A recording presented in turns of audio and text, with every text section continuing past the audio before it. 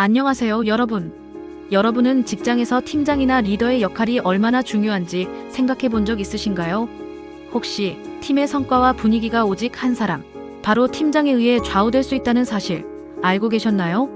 현대 직장은 팀 중심으로 돌아가고 팀장의 한마디, 한 행동이 팀원들의 열정과 성과를 완전히 바꿀 수 있습니다.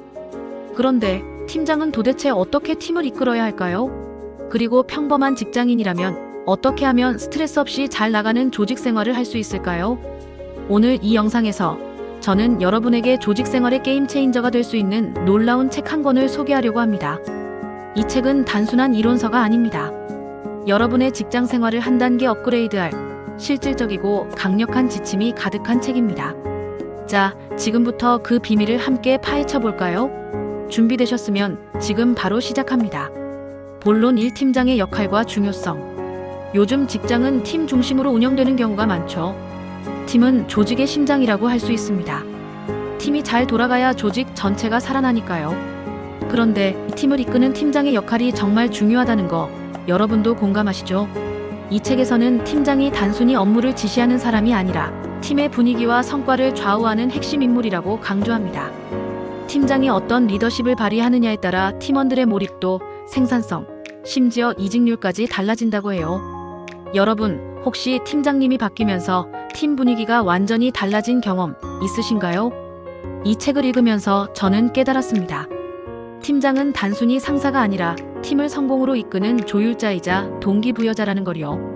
이 책은 팀장뿐 아니라 모든 직장인에게 조직 생활의 필수 지침을 제시합니다. 제가 이 책을 읽으면서 가장 강렬히 느낀 점은 이 책을 더 일찍 읽었더라면 직장 생활에서 겪었던 수많은 시행착오를 줄일 수 있었을 거라는 거예요. 마치 학생 때 다음 학년 과목을 미리 공부하고 시험에 자신있게 임하는 느낌이랄까요? 이 책은 조직 생활의 A부터 G까지 다루며 특히 팀장이라면 반드시 알아야 할 실질적인 팁들을 가득 담고 있습니다. 자, 그럼 이 책이 제시하는 첫 번째 핵심 개념부터 살펴볼까요? 본론 2. 피자 두 판의 법칙. 여러분, 피자 두 판의 법칙이라는 말 들어보신 적 있으신가요? 이 개념은 아마존의 창립자 제프 베이조스가 한 말에서 유래했는데요. 그는 이렇게 말했습니다. 만약 피자 두 판으로 팀을 먹일 수 없다면 그 팀은 너무 큽니다. 이 말의 의미는 간단하지만 강력합니다. 팀의 적정 규모는 약 8명 정도라는 거예요. 왜냐고요?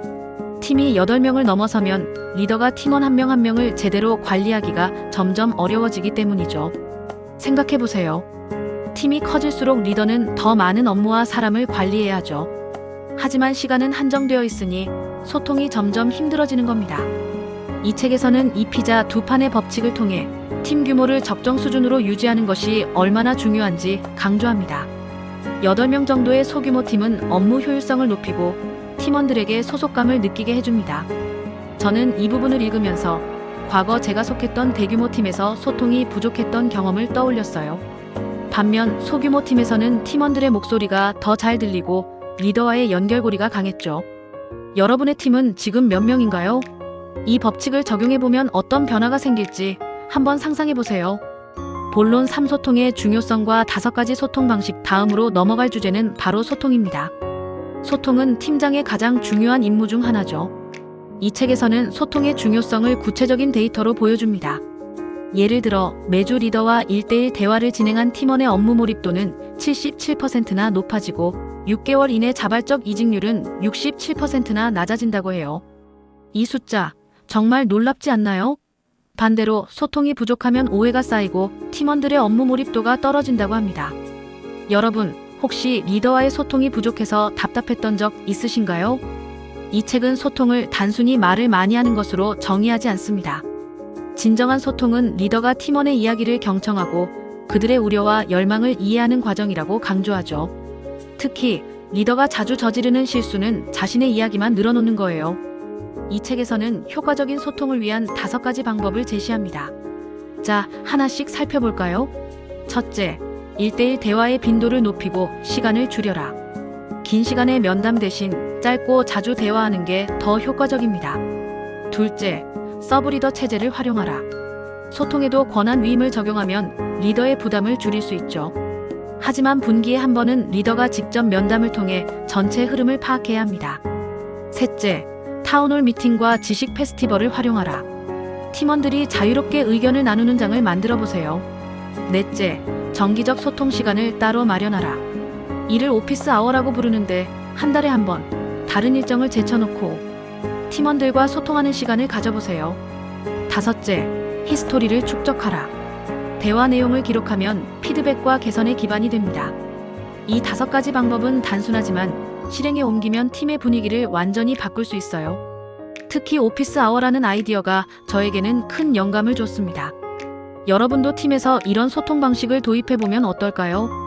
본론 4칭찬의 기술과 성장. 다음으로 이 책에서 정말 인상 깊었던 부분은 바로 칭찬의 기술입니다. 여러분, 칭찬이 얼마나 강력한 도구인지 아시나요? 이 책은 스탠퍼드 대학교 캐럴 드웻 교수의 연구를 소개하며 칭찬의 방식이 사람의 성장에 얼마나 큰 영향을 미치는지 보여줍니다. 연구팀은 초등학생들을 2그룹으로 나눠 실험을 했어요. 한 그룹에게는 너는 참 똑똑하구나라고 칭찬했고, 다른 그룹에게는 너는 정말 열심히 했구나라고 칭찬했죠. 결과는 어땠을까요? 똑똑하다는 칭찬을 받은 학생들은 어려운 문제에 도전하지 않았어요. 왜냐?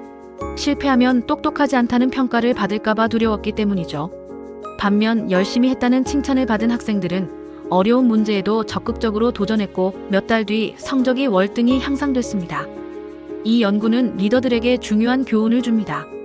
칭찬은 단순히 기분을 좋게 하는 게 아니라 팀원의 열정을 불러일으키고 성장을 촉진하는 도구라는 거예요. 이 책은 효과적인 칭찬을 위한 3가지 원칙을 제시합니다.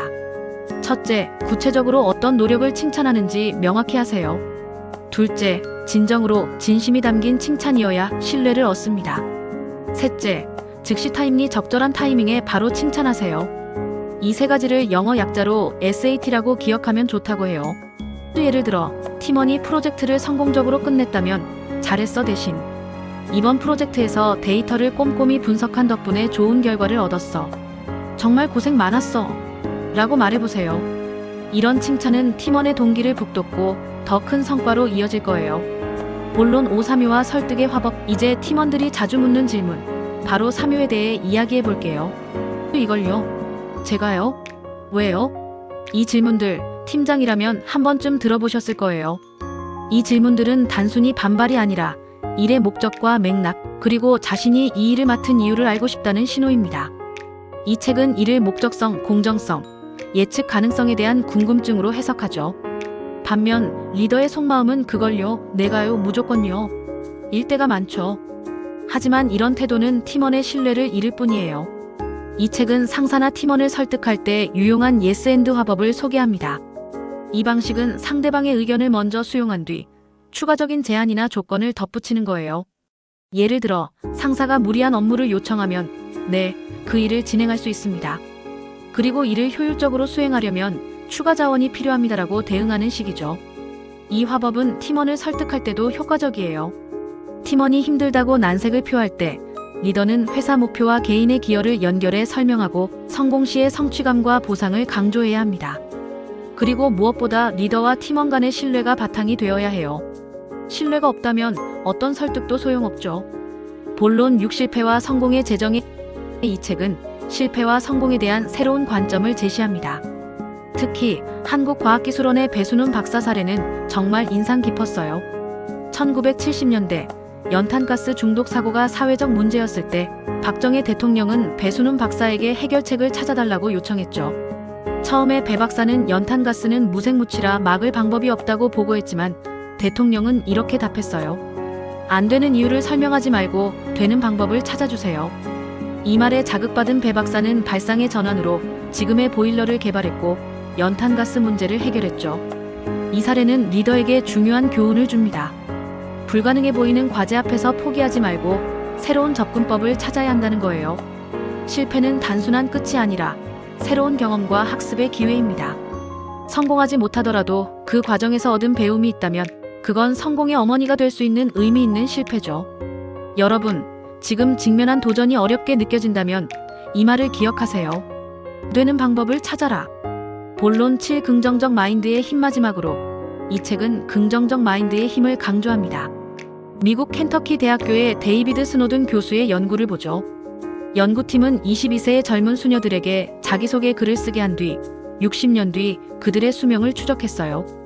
결과는 놀라웠습니다. 긍정적 정서를 많이 표현한 수녀들은 그렇지 않은 수녀들보다 평균 12년 더 오래 살았어요. 긍정적 마인드는 단순히 기분을 좋게 하는 게 아니라 삶 전반에 걸쳐 엄청난 영향을 미친다는 거예요. 직장 생활에서도 마찬가지입니다. 스트레스와 어려움 속에서도 긍정적인 태도를 유지한다면 더 나은 성과와 만족감을 얻을 수 있죠. 이 책을 읽으며 저는 제 과거를 돌아봤어요.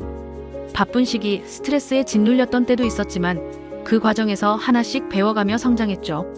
이 책은 마치 백신처럼 조직 생활의 스트레스를 줄이고 더 즐거운 직장 생활을 가능하게 해줍니다. 결론, 조직 생활의 지혜와 성장. 오늘 이 영상에서 우리는 팀장의 역할, 피자 두 판의 법칙, 소통의 중요성, 칭찬의 기술, 설득의 화법, 그리고 긍정적 마인드의 힘까지 살펴봤습니다. 이 책은 단순한 이론서가 아닙니다. 조직 생활에서 겪는 수많은 시행착오를 줄이고 여러분을 더 나은 리더, 더 나은 직장인으로 만들어줄 실질적인 가이드북이에요. 이 책을 읽고 나면 여러분의 직장 생활이 한 단계 업그레이드 될 거예요. 이 책의 핵심 내용을 정리한 PDF 파일을 아래 블로그에서 무료로 다운로드 하실 수 있습니다. 아래 설명란 링크를 확인하세요. 그리고 이 책을 꼭 읽어보시길 추천드립니다. 팀장이든 팀원이든 조직 생활을 하는 모든 분들에게 필수적인 책이에요. 여러분, 오늘 영상 어땠나요? 이 영상이 도움이 되셨다면 꼭 구독과 좋아요 부탁드리고 다음에도 더 좋은 도서로 다시 찾아뵐게요. 그럼 다음에 또 만나요.